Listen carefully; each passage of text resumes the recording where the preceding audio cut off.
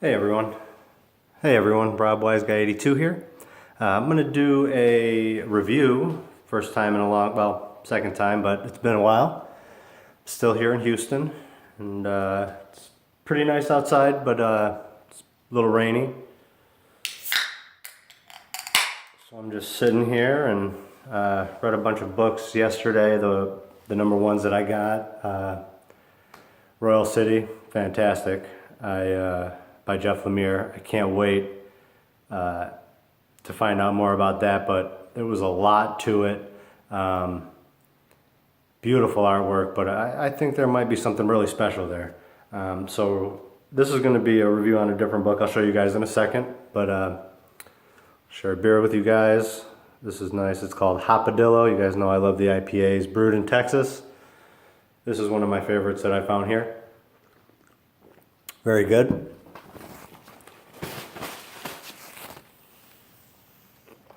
All right, so the review is going to be a new book from Scout Comics. Been really enjoying that publisher. And we've got Smoketown #1. I showed you guys this in my last video. This is the con variant that they were nice enough to let me get. They weren't going to sell it, but they know I love these small press books. This is a great cover. The other one is really cool too. I got that waiting at my shop. But so Smoketown, we've got written by Philip Kennedy Johnson, art by Scott Van de Mellen, and then colors and letters by Justin Mullock. So, okay, so this is a really good first issue. I really enjoyed it. We've got, our main character is Jen Mosley, and we start off with her telling a story when she was a little girl in 3rd grade. And what we see, it looks like she just got the shit beat out of her.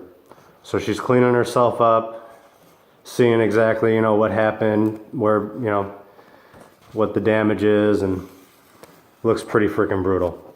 So she's telling us a story of when she was in 3rd grade about take your daddy to work day. Her dad was a truck driver, so he wasn't around. And she tells us that her mom went, and a lot of the kids were making fun of her and all that. And I kind of had, a similar experience. I don't really remember my mom going, but I just, because my dad was always in Houston. He during the time that we would have had take your dad to work day. So it was either that or I may, now that I think about it, because my mom was with my stepdad now. It may have been him that went, but I don't really remember that. So anyways, getting off topic. So she's talking about how Cynthia Thompson's dad had the coolest job. He was a homicide detective, and he's going over, all the ways that, a body will leave evidence or, fingerprints, blood splatter, fiber analysis, DNA. And then they go on for phone records, bank records, neighborhood interviews, things like that. Those are all the things that help them find the killer. So the last thing we see, she's pouring herself a drink, sits down, has a cigarette.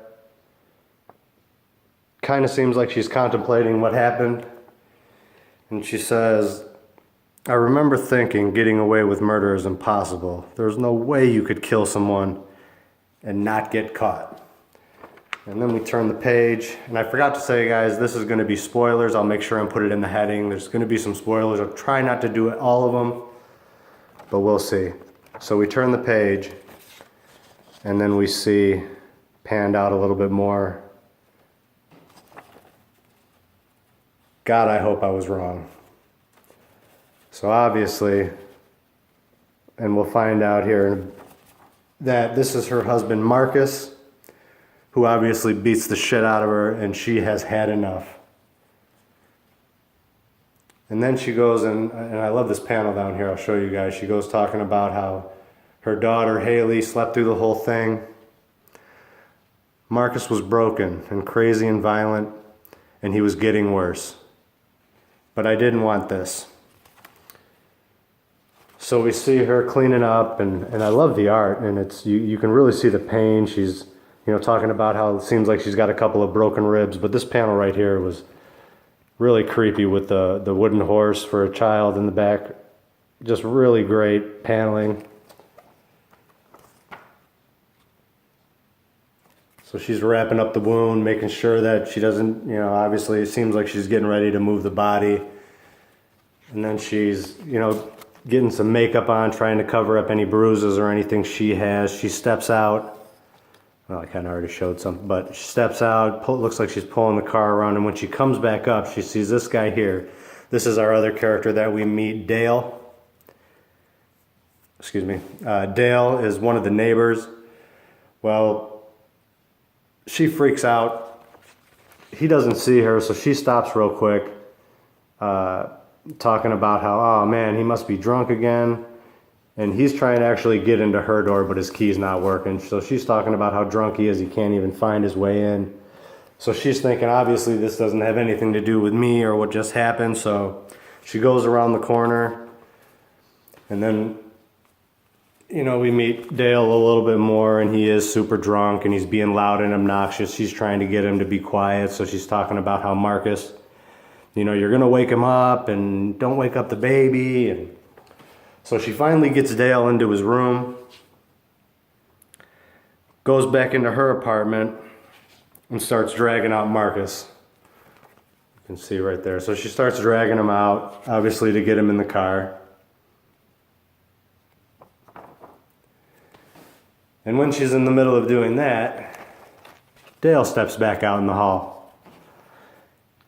I don't think that he really knows what's going on. She's talking about, Dale, he would have killed me.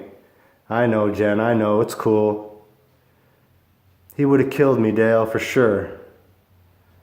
I need you to come in and listen to me. But he just doesn't, you know, you could see these really confused look on his face. He really doesn't know what's going on. But he starts talking about, oh, Jen, please, you know, don't tell him that I hit on you. He'll kill me, this and that. So he's just freaking out about that. I was just drunk, he says. Oh, it's okay, Dale. I won't tell him. Don't worry.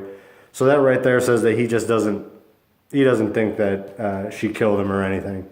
So he goes back into his apartment, and that's it for that.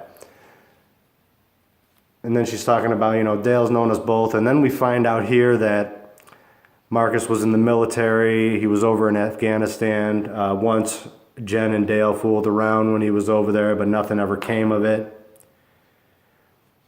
If he remembers any of this, I can handle it, she says. So she gets in the car. She opens the trunk.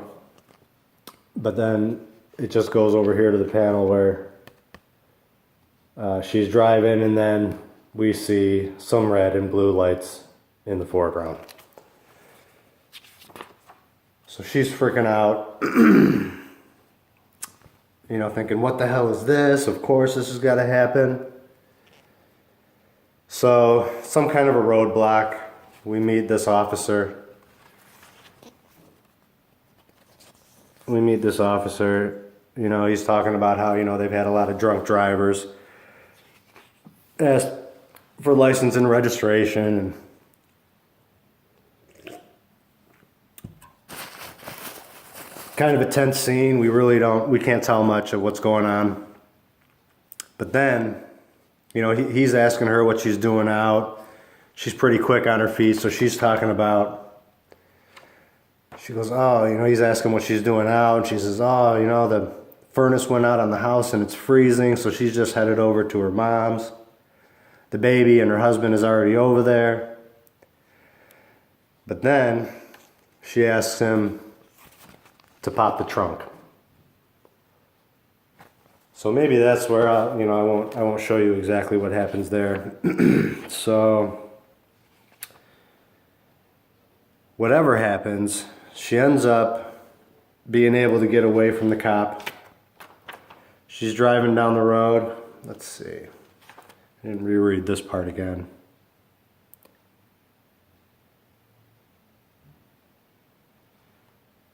So she just, you know, she's kind of freaking out, yelling at herself and freaking out. And so well, what else can I tell you? I don't want to give away everything, but we get, let's see. Try not to show everything. I think I can do it like this.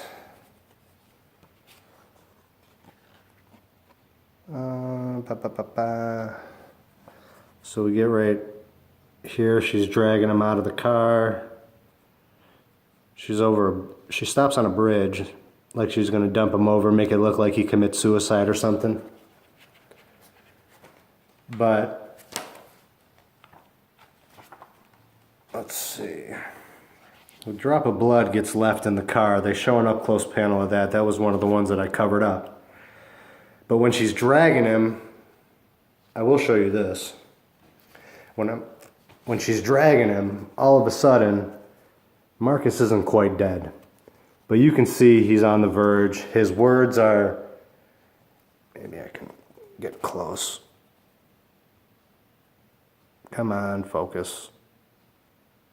Well, he's not saying his words right, and he's coughing and sputtering, and you could see whatever, we don't see what she hit him with, but what she did, I mean, he is just bashed open. It, kind of like oh, you know what? It would be like, anybody saw when, spoiler alert for The Walking Dead, when Glenn and Abraham got it. The first time that Negan hit him, how bashed in their heads were, it was kind of like that. And when it happened to Glenn, his words were coming out, but it was sputtered, and that's exactly what this seems like, that kind of a gash right there, maybe. And let's see, she starts crying a little bit, but he's coughing, and she's, what are you trying to say? What the hell are you saying? Are you trying to say you're sorry? You would have killed us someday, she said, talking about her and the baby. And then she throws him over. And then I will show you this, because it was really awesome. And I think I've seen a couple reviews on this, and some people were like, oh yeah, this is just okay, but what we're gonna get,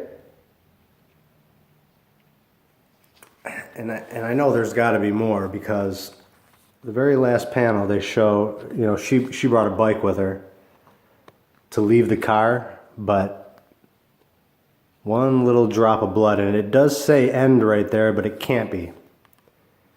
So, and then we get a little preview to another book coming from Scout Comics called Solar Flare. But this right here, I thought this was a fantastic first issue. Hopefully it's just a first issue and we get more. One of the things that I read about this that really turned me on to it was that they said that it was going to be in the vein of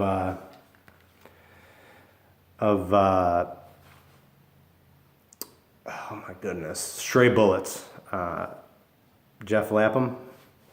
So hopefully we'll get a bunch more, either that or maybe, I really don't know how they're going to do more of this or what to expect from it, because we did have that there that said end, and so I don't know, but hopefully we'll get more. Hopefully you guys will be able to find this. There are a few of these online. I know Frost was asking about it, and hopefully, buddy, you were able to get a copy of it. But last time I looked was yesterday. There were 2 copies of the first issue of the regular issue, and the cover of that is you just see a car from the back, and it's raining outside, and so they were about $10 to $15. And then there was probably about a half a dozen of these issues, and they were anywhere from 10 to 20 bucks. So whichever one you wanted to get, this is the con variant, obviously. Well, maybe not obviously, but most of the time there's going to be quite a bit less of those. But being a small press book, there's not going to be a lot of them anyways. So hopefully you guys enjoy this. I hope I did it justice. It's a great book, great potential. I can't wait to see more of it. And yeah, good luck on getting it, guys. So let me know in the comments if you're able to, or if you picked it up. I'd love to know what you think of it. I guess we'll leave it at that, guys. Peace, love, and comics. God bless.